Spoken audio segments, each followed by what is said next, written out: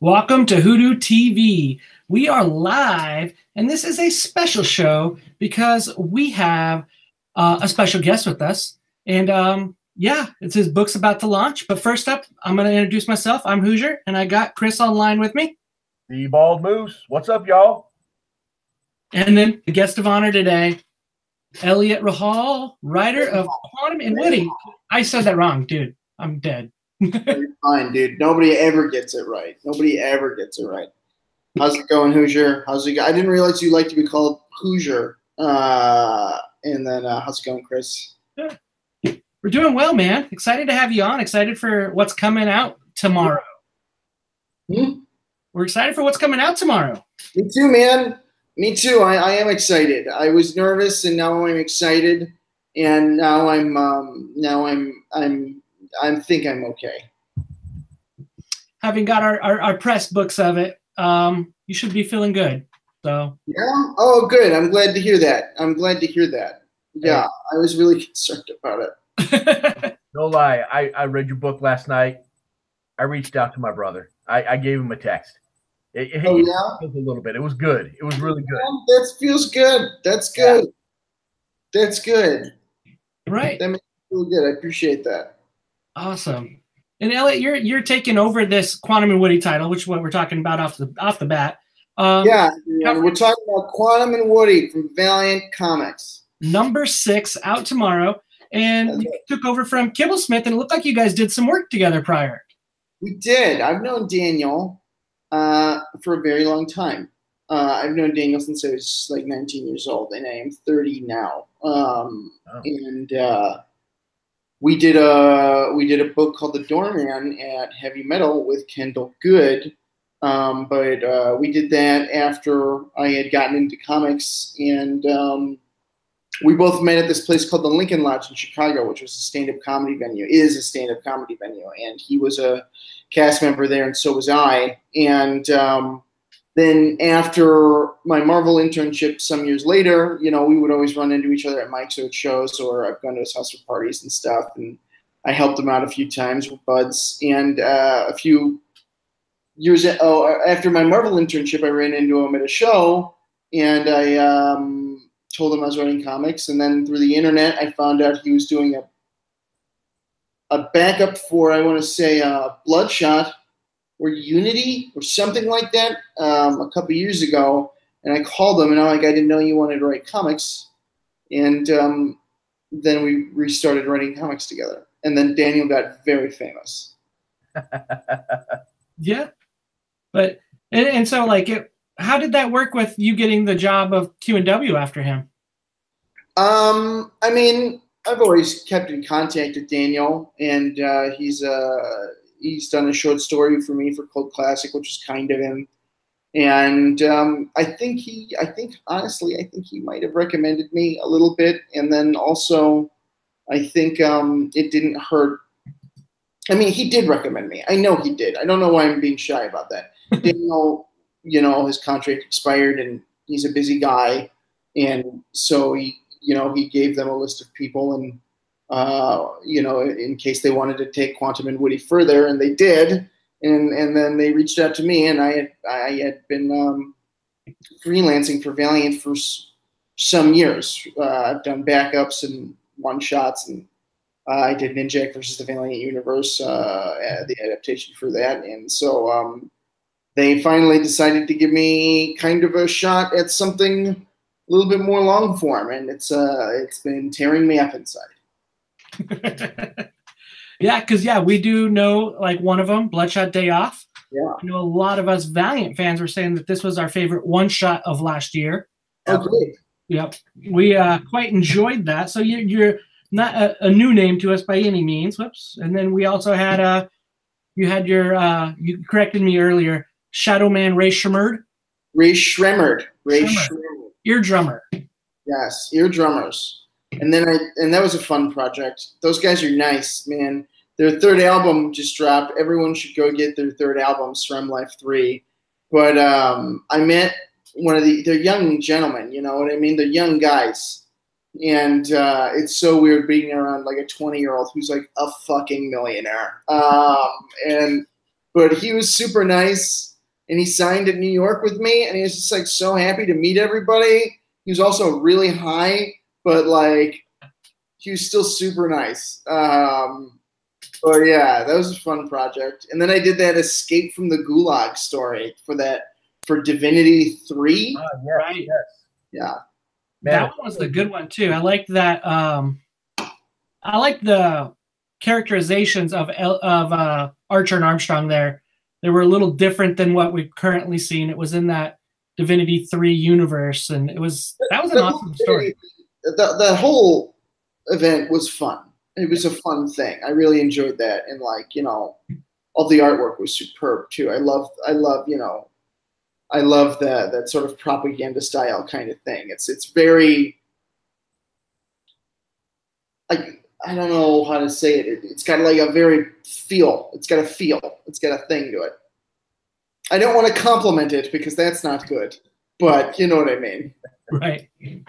And well, I mean, so you kind of mentioned a little bit, but what got you into comics in general? I mean, comics are my favorite way to read stories.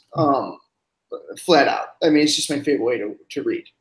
I discovered, I mean, I've been aware of like nerdy stuff, obviously, not to use that word, I'm sorry, everyone. And like, you know, I read a lot of fantasy growing up. And I was an indoor kid, but I didn't discover comics until late in high school. And what drew me in was the Punisher Max, and then Jeff Johns' that was when Green Lantern was really ripping and roaring with you know, Blackest Night and all that stuff. And I loved it. And then I just started eating shit up, you know. I just started eating as much as I could up, and I read banger after banger after banger, and then eventually it turned into a habit that took too much of my money, takes too much of my money. But what are you gonna do? Well, yeah, I mean, and so Punisher Max, amazing series. Yeah. Was that Garth Ennis, right? Yeah, and I read that when I was 16, and I was like, fuck, this is good. I dig it. I dig it. And then how did you get into Valiant, like learning about Valiant? Well, I was a, you know, I graduated college. I went to film school. And I went to film school. I'm using air quotes here. I just really, I did a lot of, I mean, I did attend film school, but I did a lot of performing. My focus was on performing. But I did learn quite a bit in school, and I was a good student, but I was just like, you know, I was like living. I was like, you know, it was like a Lost Boys kind of thing. I was young and dangerous, you know what I mean? Mm-hmm. But I graduated with a internship at Marvel Comics. I was an editorial intern there, and that's how I met Donny Cates, and that's how I met also Hunter Goranson. And after my internship, Donny and I were pitching around books, and this was 2000, and we were interns in 2010. We came back to New York in 2011 for New York Comic Con 2011, right before Valiant had published items on the shelf, but they had, I believe, announced the return. And that's when I met Dinesh Shamdasani and Warren Simons for the first time. And then that became a relationship I kept and cultivated over the years. And, you know, and then we got a couple backups after both Donny and I got published. And then I got one shot and so on and so forth. And here we are. Yeah. So it was, you know, it was definitely, it's definitely been a weird experience seeing that all come together and reflecting back on it all, you know, I mean, because, you know, you don't know what's going to happen at the time. And, you know, that was 8 years ago, 7 years ago, and now here we are. And, you know, I would never have thought I was at this point with Valiant when I was, talking to them when I was 23, That's awesome. We got a couple people on our live chat. Kate is one of them. Okay. She has a question for you here saying, what was it like adapting the NINJAK versus script? Was it hard with adapting someone else's writing? The changes kind of gave the comic a whole other life from the live action series. Yeah, it was certainly something I've never done before, which made it a challenge. And, it was weird because like I would turn in scripts and they're like, nope, can't do that. And then like I watched all the footage and I read all the scripts for the footage, and it was interesting how like even the scripts from the footage didn't match up from what was the end product. And, there are certain things they wanted to stick to. And then they were also like, but make it your own. And so it was a very difficult balance to strike. And I did my best, but, it was cool. I had a lot of fun doing it. And, like, at the end of the day, I think the one thing that the comic book and NINJAK versus the Valiant Universe, the digital show have, is that they're both just, like, a ton of fun. It's basically just, like, Die Hard, but instead of Die Hard, it's NINJAK, and then there's Bloodshot in it. Like, it's just, like, a bunch of fucking awesome action shit. That's awesome. And then Philip actually asked on here, any favorite Valiant toys that you're looking forward and hoping to use and incorporate into this book? I think he's talking about, what toys on Q&W you're going to open up for us. Oh, I thought you meant like actual toys. And I was like, shit, I don't collect toys. I would like to collect toys. In terms, like, there's like two answers to that question. I have written issues 6 through 12. And that's what I have written so far. So I have an answer in regards to those. And, we're going to get trippy. We're going to get weird. And then we're going to like question, we're going to get like basically like put Quantum and Woody through an existential crisis as a result of the actions of this 2-part tie-in in Harbinger Wars 2. So like when they come back, Separation Anxiety with Joe Eisma, which I'm really looking forward to as well, and Francis Portella's on the 2-part Harbinger Wars series. Like we're gonna really fuck with them a little bit, and then we're also gonna fuck with their brains, but also we're gonna like drop action bombs, like nonstop action bombs. So it's not gonna be slow, or like touching moments. Like like issue 6 is like I think I tried to get really in with the characters, and same with 7. We're gonna try to keep to that, but at the same time explode it, just because it's a 4-issue miniseries, and I think it requires it for the story. And afterwards, we're talking. I want to do a lot of things. We're gonna bring Quantum and Woody voice in terms of the Valiant universe have always kind of existed in the periphery. And we're going to try to bring them in more and make them more intimate. We're not going to mess with how Valiant readers like their books, but sometimes Quantum and Woody feel very much like strangers to the rest of the characters in the Valiant universe. So we're gonna change that a little bit, which will be fun. And then I always have hopes and dreams. I've always wanted to bring the Bad Eggs back. Donnie and I did it in Unity number 25.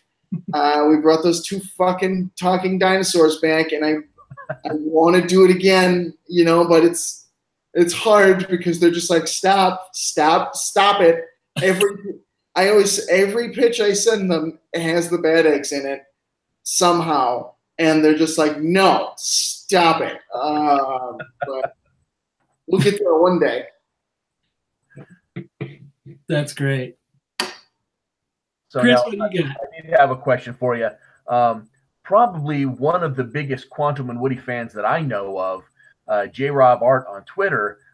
He's been putting together a whole thing on Twitter and on the Valiant Facebook page as he is going as Woody. And Oh, I've seen that guy. Yes, yes. And he was super stoked, and I was hoping that he might be able to get on today. I don't know what his schedule is like, but I made sure I buzzed him as well.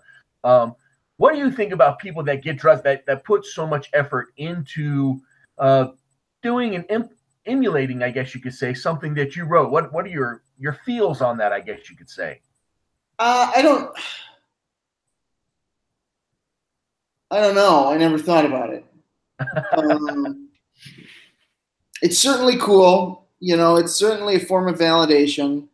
I'm just happy people are having fun, really, at the end of the day. I know a lot of people in comics can be like anti-cosplay, but like, you know, as long as you're like safe and respectful of other people, like, I think it's really awesome that people do it. I have like a ton of anxiety, and like I would have a very difficult time doing something like that. And I'm like always envious of people who can just like let go and let loose and have some fun. So like, if anything, I think it's great on that level. In terms of how it makes me feel when people like are doing it inspired by something I was a part of, you know, you're going to have to get back to me on that, because I just don't know. I'm a slow reactor. You know, I'm a slow reactor, but I think if I knew myself, it's going to make me really excited, and then it's going to make me really anxious, and then I'm just going to like not think about it anymore, because I think I'll like hyper focus on it. You know what I mean? And so you saw somebody come to your booth wearing that. What would be? That'd be crazy. I mean, this series has been a lot of fun to write. You know, it's like my first solo indie series, and like, you know, we're slowly releasing it over the year, and it's going to be a whole initiative. And Felipe's Cunio's the artist, and if I saw somebody wear that, that would feel really good, because that, you know, I've done a lot of co-writing, and that's like really the first thing I put out that was not an adaptation or a one-shot based off of an alternate universe or something like that. That's like all me, and that would feel special, and then also freak the fuck out of me, quite honestly. I don't know, like, you know, I just like, I'm very uncomfortable all the time. And so what we're talking about there, guys, is The Vault by Vault Comics. It's cult classic Return to Whisper, and this is something like you wrote, and then I believe I've heard that you're curating this like universe connected to it. Is that correct? Yeah, I mean, Vault's a growing publisher. Adrian and Damian Wassel are great people, and they've got definitely a vision. And you know, Vault is small, but it's fierce, and we're growing this thing together. And we're gonna do another book, and then I'm gonna like step away and help shape it. And like, I just want to kind of like, the goal is to kind of create this like indie sort of Goosebumpsy license, but at the same time make the books like not like licensed books that you would read. Like they're like standalone stories that, you know, people can connect to, and that's the goal. And you know, we're slowly doing it, and but it's great, and it's been a huge learning experience, and people have responded well to it, and that's meant a lot, especially as other things have progressed. It's definitely given me a confidence boost, because you know, sometimes it's hard. You know, sometimes it can get hard. That's awesome. And one of the books that I know Ryan from over at Get Valiant, he wanted me to ask you about, is just like you mentioned it earlier, working with Donnie on the Paybacks with Dark Horse, and just how that whole process went, and what it was like, you know, creating that book. Well, you know, Donnie and I are old friends, man. I mean, we were interns at Marvel, and we got our first published credit together in Dark Horse Presents for a little-known story called Hunter Quaid. And, you know, we worked together, and we did the Paybacks, and the Paybacks took a long time, and then it got canceled, and he and I put so much into it. I mean, so much into it. And then we transferred it over to Heavy Metal, because Mike Richardson, the president of Dark Horse, was kind enough, you know, I mean, everything is creator owned in this industry, but at the same time, you don't want to sour the ground. And Mike was so gracious, and you reassured us that we could do whatever we wanted and still find a home at Dark Horse, which we have and will, because we've, after the 4-issue conclusion at Heavy Metal, we were able to take it back home, and we're going to package all 8 issues together with some other items and release it as a hardcover trade soon-ish. And the date of that I don't have off my head. I'm sorry. Oh, that's good news, though. That's awesome. Yeah, it's cool. It's cool. That's awesome. Chris, do you have more? Yeah, absolutely. I know that on Twitter you were talking a lot about being feeling kind of awkward, and you talked a little bit about your stand-up comedy. Can you dive a little more into how that prepped you for your comic book writing? Because you credit your stand-up comedy with your writing style. When you were doing your stand-up comedy, writing the jokes and so on and so forth, how did that prep you for comic book writing, period? Yeah.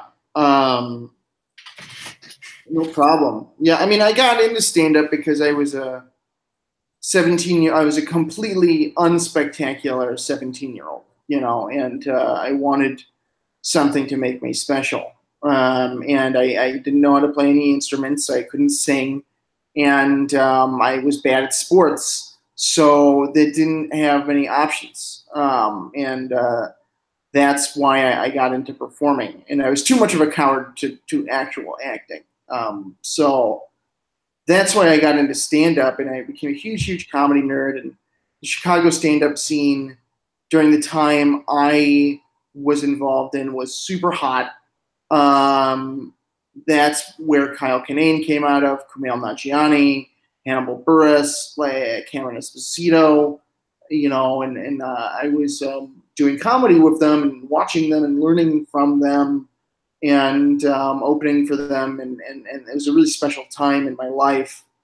And comedy is an interesting thing. A joke, there's so much that goes into a joke if you really reflect, as I reflect on it, and it's just like,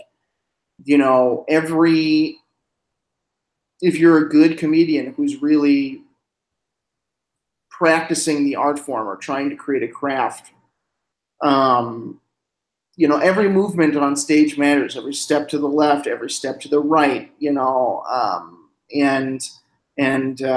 those things can mean something on stage, whether the audience knows it or not. Like, all of those movements are practiced, and the goal, though, while you're on stage, is to make them look natural to you, and that's what defining a voice is. And it's like, are you super casual, or is your professionalism so professional that that's just how you're always perceived? And then, with a joke, it's like the economy of words, pacing, timing, the art of misdirection. And I think comics, especially how we read comics, is all about pacing and timing and the art of misdirection. When I'm reading Saga, and Lion Cat says to the little girl, and she's always like, "Oh, am I ever going to be clean again?" And then I'm never going to be clean again. And then the Lion Cat just goes lying. The way, that's great, but it's made more powerful based off of where it is on the page and how it falls and how you read the material of the book. And I know that all sounds very obvious. However, it's different in practice. And what stand-up does is give you a live version of that, because you're interacting with a crowd, and stand-up is a live thing. It's an alive event. It's something that happens in the moment, and that's something you have to consider too with writing comics. It's like, you have a script, you have an outline, but also when you're writing and something comes to you, you have to be willing to let yourself improvise and willing to let yourself skate in and out of what you had originally thought something was going to be. You have to let the process, I think, have life to it. Otherwise, I think you get scripts or books that are formulaic or flat. You know what I mean? And I have super bad ADD. I have, you know, some slight dyslexia or something like that. I don't know. And I got to tell you, comics are my favorite way to read. But if a book reads flat or a comic book reads flat, I'm straight up not going to read it. Like, I can't. Like, I won't be able to finish it. And if I'm not immediately engaged, I'm out, you know, and because there's so much to read, you know, and it's just like, I'm not going to work. This is supposed to be pleasure. I'm not going to work for it. I want this to be a pleasurable experience where I don't need to work. And like, I always thought I needed to be super smart. And recently, these past few years, as I've grown older and had less time on my hands, I realized just, you know, focus on creating a positive reading experience, and focus on the reader as an audience. And stand-up gave me, you know, in comedy, we call it the ear, you know, an editorial ear. And stand-up trained me for that, I think. And, you know, that's where I credit it from, at least. Very cool. Very cool. That's awesome. I remember the Emerald City, that panel that you did was comedy hour on stage that day. You and Warren bouncing off each other was actually. I love Warren, man. I love Warren.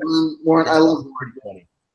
Oh man, I think I died. I was bawling. It was hilarious. When the guy won the contest and he's trying to get his prize and you're like, hurry up. It was just the funny humor. It was great. So it's fun to fuck with people too, especially if, you know, you're good at it. It worked out phenomenal. And you mentioned about reading. So who are some of the authors that kind of got you? I know you mentioned, you know, Garth earlier with Punisher Max, but who are some of like the writers you kind of look up or you want to emulate? Well, right now, Tom King all day long. Tom King all day long. And then Brian K. Vaughan all day long. Donnie all day long. Rosenberg all day long. Kelly Thompson all day. Gail Simone, I've started to really enjoy some of Gail's work. I say that as though she's new. I just, you know, God. And then Jody Hauser, love her work, and Vita Ayala, and then you know, I love the classics as well. But I think there's two groups, and there's like the people you know, the people that got you in, and the people that you're excited about now. You know, right? That's awesome, man. That's a good list of people. So, of course. And then there's also like one thing that you got coming out on your own too that I wanted to make sure I talk about before it's too late. Yeah. But is the announced Aftershock Hot Lunch Special. Yes. Tell us a little bit about this book, because from what I've heard, it sounds pretty darn interesting. Yeah. So this is a really special book for me too, and also close to the heart. You know, I live in Minneapolis, and this book is set in the Iron Range in northern Minnesota. And quite honestly, I just wanted an excuse to set something in the Iron Range. Like, what a cool name, you know what I mean? Like when I learned what the Iron Range was, I was like, that's got to be in something. I love living here. I do love living here. I've really made a home with my wife here, and I wanted to pay homage to this place. And so that's special. And then also the book is inspired. A lot of the characters and elements of this book are inspired by my family. You know, this book is basically, it's about a small town sandwich company that goes to war with the mafia. And it's like small Midwestern millionaires who get in over their head, like, you know, small kingdoms get invaded kind of thing. And it's very local, which I like. Like, I think it's important to hold on to place, like characters' place and all that stuff. And A lot of the characters are based off of family and the family business and our family legacy. And you know, I specifically, they are upside of me. My family's mostly Lebanese, and you know, they're fucking crazy, dude. They're crazy people, and they're nuts. Like, I didn't learn how nuts they were until I started meeting other people's families, and I'm like, oh wait, you don't all say just the meanest possible thing you could to each other at all times. I'm so confused, and I'm like, you know, it's complicated because, like, you know, it's not about being an Arab, you know, but there are a lot of Arabs in it, and, like, you know, there are thematic and cultural elements of being raised that way in it. Like, you know,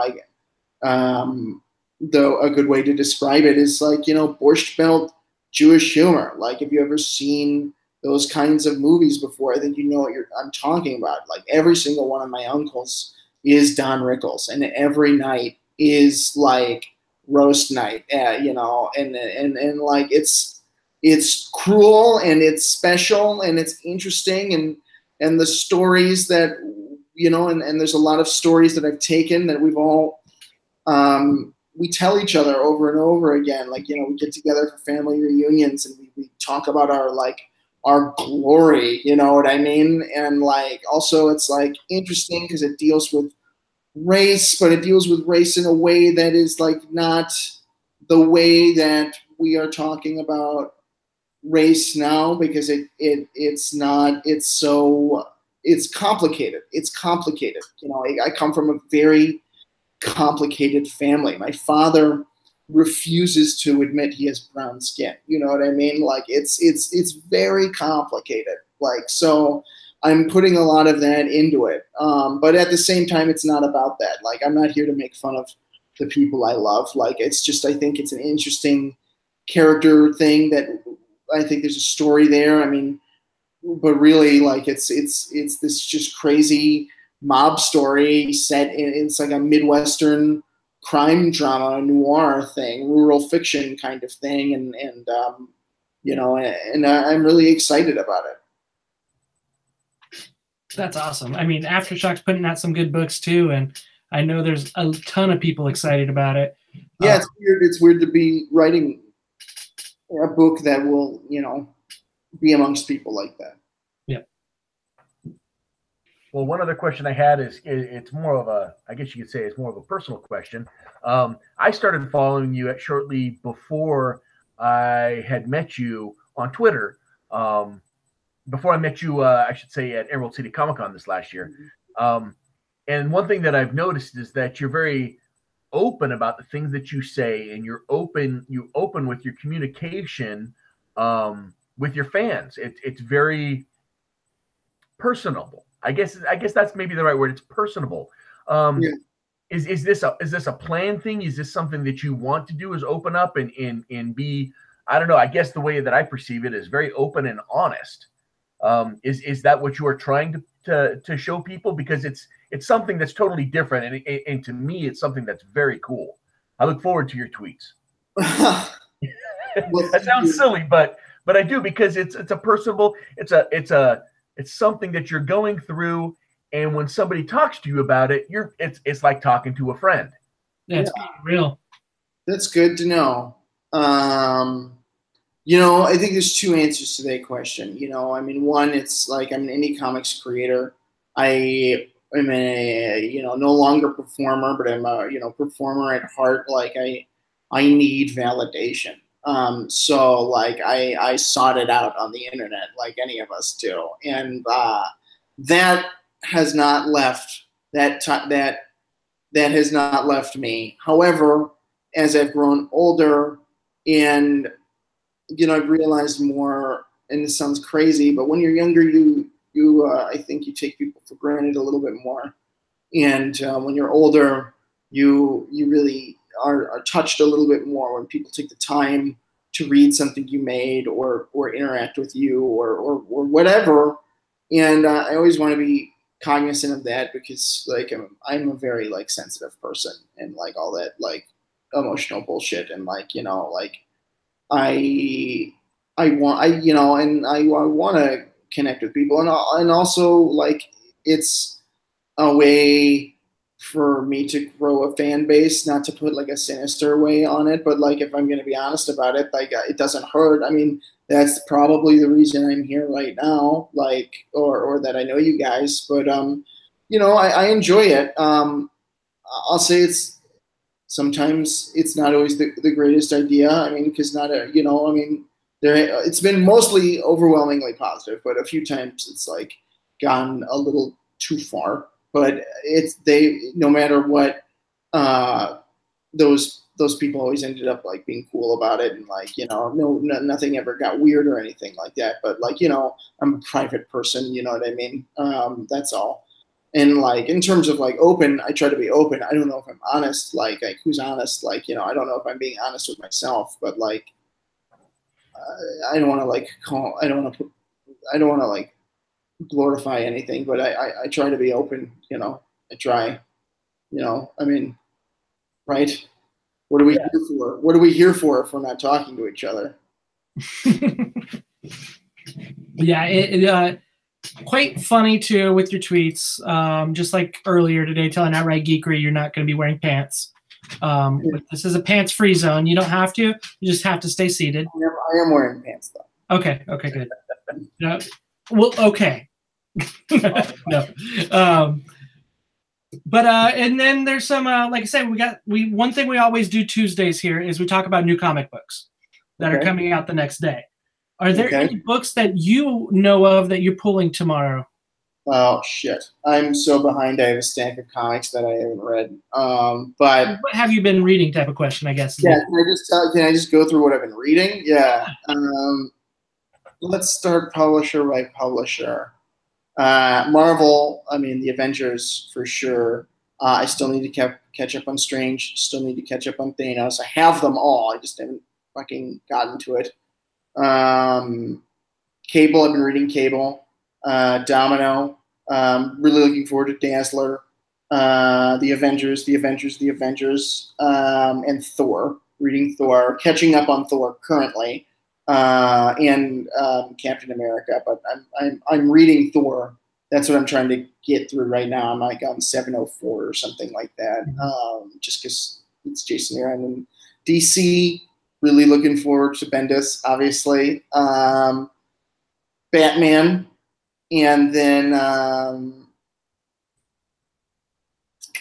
you know, that's all I'm reading at DC right now, which is a shame because I love DC books. I just am having a hard time picking ones to get, but I love DC books.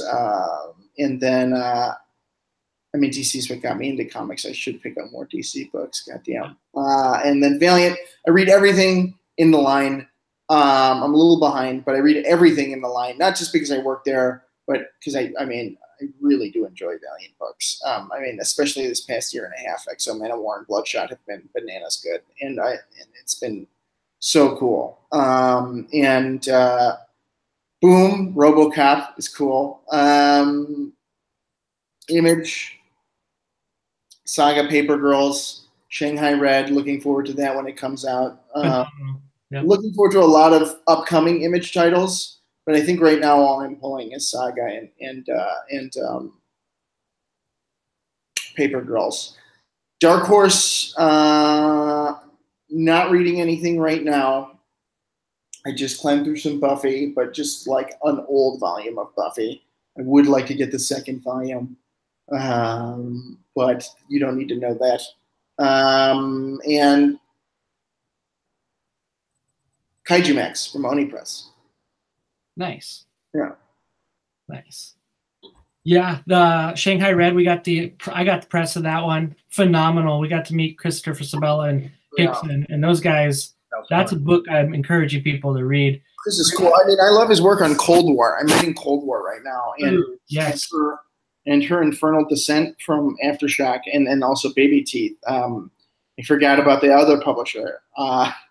I should promote, but I do really enjoy Cold War a lot. I think I've enjoyed Heartthrob from him too. Mm-hmm. Yeah, I've enjoyed Chris's work. That's awesome. Yeah, they're killing it, man. And then his other one, Crowded. I don't know if you got it. Yes, Crowded. Yeah, that's a good one that I dig. One that's coming out that we got at the Image Expo that I do want to make a call out because we did a video of it that came up last weekend was Landry Q. Walker's Last Siege with Justin Greenwood. Oh, cool. That was a pretty cool book. So if anybody's getting a new book they're looking out for, outside of our Valiant stuff, which is Harbinger Wars 2, Quantum and Woody, and then again our friend Kibble Smith with Valiant High. That's going into published format. Yeah, I'm excited to get that collected. That'll be fun. Yeah, hilarious book. Yeah, Daniel's very funny. Yep.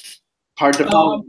So two-part question. Of the big two, what title would you like to most get on? If you could. I mean, Dreams of Dreams, Marvel, Daredevil, and then for DC, I'd want to do Green Lantern for sure. Nice, nice. And then what characters of Valiant, outside of Q and W now, would you most like to write? You did get to touch on every of them with NINJAK Versus, but... Yeah, that's actually a real fair question. Yeah. I would love to do a Bloodshot series, but I don't think that's going to happen. But Bad Eggs, Dr. Tomorrow is someone I would really like to bring back. That would be super fun. I think there's a real cool story with Dr. Tomorrow and like the Stormbreaker stuff from the Acclaim years. But I think if I could do some cool stuff, I'd want to like, I've got a cool Bloodshot story, but like I don't think that's going to happen. Nice. Well, always be pitched. I mean, you never know. I'll keep it there. You know, you keep these things in your utility belt, not to make like a pun, and then you throw them out when the opportunity presents itself. There you go. Well, Lemire just basically stated that number 12 is the last one he has on Salvation. So I do, but I also know things you don't know. Oh. Maybe you know stuff, but maybe we know the same thing. Maybe. We're not going to talk about it. Also, mostly because I have to pee super bad. Well, and where can people find you if they, we mentioned your Twitter and everything, but where else can people get a hold of you at? Twitter, Instagram. I'm trying to build a website, but I'm slow on that stuff. I'm slow. So just that stuff and whatever. Cool. So yeah, at Eliot Rahal on Twitter. So make sure you guys are checking him out. Chris, do you have any final things at all? No, I'm really looking forward to where you go and the depths that you get to take Quantum and Woody. I'm excited about this run. I really enjoyed that first book. So and I'm going to be checking out Hot Lunch Special as well. I'm curious about that. That piqued my interest. I appreciate you saying that. Thank you so much, guys. Yeah, definitely. We want to thank you. And yeah, Hot Lunch Special, that's in August 8th, I believe. And Cult Classic 3 drops, I think, in about a month and a half. Yep. So yeah, Cult Classic through Vault, get those, catch up on all those. And then yeah, Q&W. You guys are going to want to get number 6. Pretty good issue. We get another side of our favorite horrible superheroes, the world's worst superheroes, and get them going. So yeah, again, big plans for those boys. Big plans. Excited, man. Yeah, thank you for jumping on. We appreciate it. No, thank you guys. I appreciate you reaching out. It's very cool. It's very cool to get to know you both a little bit better too. Awesome. We appreciate it. And thanks everybody for jumping on. Make sure you're subscribing, and also make sure if you have any other questions, put them on here, and we can figure out how to get them to Eliot, or just let us know what you're reading this week too. But thanks everybody for jumping on. Bye guys. Thank you.